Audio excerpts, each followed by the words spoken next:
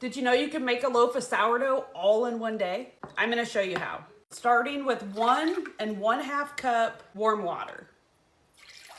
1/2 cup active peak starter. Mix it up until it looks like milk. That's what it should look like. Now add 4 cups of flour. I'm using all-purpose. You can use bread if that's what you have. 2 teaspoons of salt. Mix it up until you get a shaggy dough. Okay, you're just gonna mix it until it looks like this.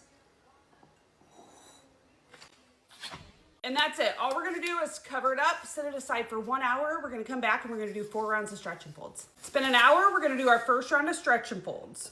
Grab from the bottom, pull up, and fold over.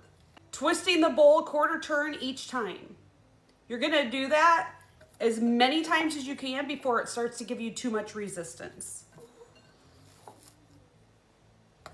Usually it's somewhere between 4 and 8 times. And it's already given me resistance. That was 5 times. We're gonna cover it back up. We're gonna let it rest for a half hour and we're gonna do our second round. We're back for round 2. We're gonna do it exactly like we did the first. Just do as many as you can. Cover it back up, give it a half hour. We'll come back and we'll do the third round. Round 3. This dough feels really good and it already has lots of tension. Cover it back up, 1 more round, and then she'll be ready to bulk ferment. 4th and final round of stretch and folds.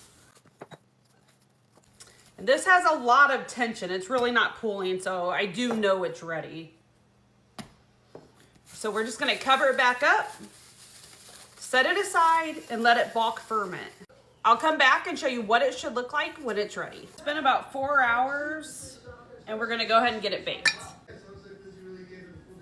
See how nicely it's pulling from the edges? I'm just gonna do a quick shaping and score so that it can be ready in time for dinner. This is a lower hydration loaf, so I'm really anxious to see how it bakes up. Feels pretty good. I'm just giving it some surface tension by doing some push and pulls. Tightening everything up. At this point, you could stick it in the fridge to cold proof overnight if you don't need it until tomorrow. Or if you need it for dinner tonight, just go ahead and score it and stick it in the oven and bake it. That's what I'm doing. And you think she didn't want me? Don't put on your volume, no problem. She literally gets like all the slopes. Little flour to the top. I'll do anything at this point. Hug? Just gonna do an expansion score around the outside and a wheat stalk. Thank you. Let me grab my preheated Dutch oven. Going into my 450-degree preheated oven. It turned out beautiful. It cooked 30 minutes covered and 15 minutes uncovered. Let's cut into it.